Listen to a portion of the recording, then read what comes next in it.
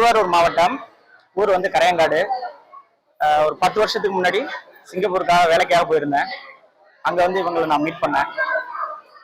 ஒரு 8 வருஷமா 2 பேரும் ஒருத்தருக்கு ஒருத்தர் லவ் பண்றோம். 2 ஃபேமிலிலையும் இன்ஃபார்ம் பண்ணி 2 வீட்லயும் வந்து சம்மதத்துக்கு அப்புறம் அங்க இருந்து இங்க வந்து இப்ப நம்ம மேரேஜ் பண்றோம். தலை தீபாவளியை முடிச்சுட்டு மறுபடியும் சிங்கப்பூர் போறதா பிளான்ல இருக்கும்.